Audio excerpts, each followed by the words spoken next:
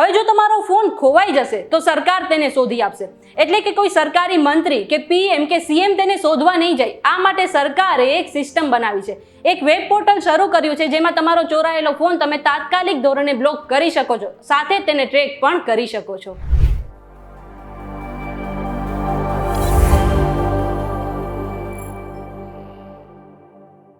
તમે આવી ગયા છો VTVGujarati.com પર. શોનું નામ છે ન્યૂઝ પ્લસ અને હું છું મેઘા. હવે આપણો સ્માર્ટફોન એ ડિજિટલ દુનિયામાં આપણા ફ્રેન્ડ્સ અને ફેમિલી સાથે જોડાયેલો રહેવાનો સૌથી સરળ રસ્તો છે. 5 રૂપિયાની ચોકલેટથી લઈને હજારો લાખો રૂપિયા સુધીના ટ્રાન્ઝેક્શન આપણે આપણા સ્માર્ટફોન દ્વારા કરીએ છીએ. સાથે જ આપણા ફોનમાં બેંકના અને આધાર કાર્ડ જેવા જરૂરી દસ્તાવેજ અને ફોટોસ પણ રહેલા હોય છે.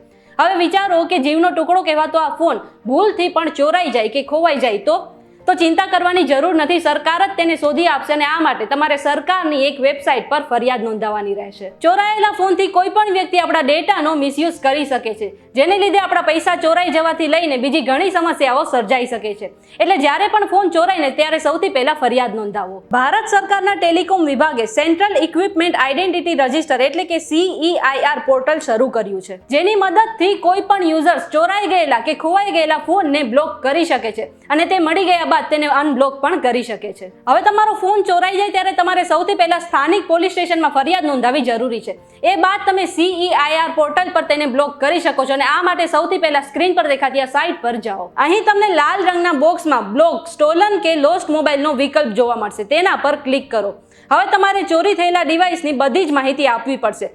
સૌથી પહેલા મોબાઈલ નંબર એન્ટર કરો, એ બાદ IMEI નંબર એન્ટર કરો, એ બાદ device brand and device model select કરીને ઇનવોઇસનો ફોટો અપલોડ કરો.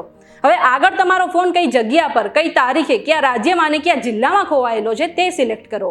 એ બાદ તમે ક્યાં પોલીસ સ્ટેશનમાં ફરિયાદ નોંધાવી છે એ સિલેક્ટ કરીને પોલીસ કમ્પ્લેન્ટ નંબર અને કમ્પ્લેન્ટની કોપી અપલોડ કરો. એ પછી જેમનો મોબાઈલ છે એમનું નામ, એડ્રેસ, એમનું આઈડેન્ટિટી પ્રૂફ જેમ કે Aadhaar card, PAN card, voter ID card કે ડ્રાઇવિંગ લાયસન્સનો નંબર એન્ટર કરીને ફોટો અપલોડ કરો.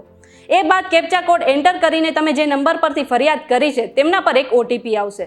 એ OTP ઇન્સર્ટ કરો. છેલ્લે ડિક્લેરેશન પર ક્લિક કરીને સબમિટ બટન પર ક્લિક કરો. જેમ આપણે જુદી જુદી કમ્પ્લેન કરીએ છીએ ત્યારે તેના ફોલોઅપ માટે એક ID મળે છે, તે રીતે અહીં પણ એક રિક્વેસ્ટ ID જનરેટ થશે, જેના દ્વારા તમે ખોવાયેલા ડિવાઇસનું સ્ટેટસ ચેક કરી શકશો. એક વખત તમે તમારો ફોન બ્લોક કરી દેશો, એ બાદ કોઈ પણ વ્યક્તિ તમારો ફોન ઉપયોગ કરવાનો પ્રયાસ કરશે ત્યારે તમે તેને ટ્રેક કરી શકો છો.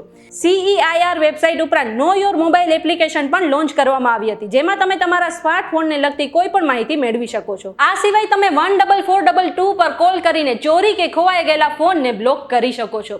જો આજના વિડીયોમાં તમને કંઈ નવું જાણવા મળ્યું હોય તો આ વિડીયોને લાઇક અને શેર કરવાનું ન ભૂલતા. સાથે જ આવી અવનવી માહિતી માટે જોતા રહો news plus only on VTVGujarati.com.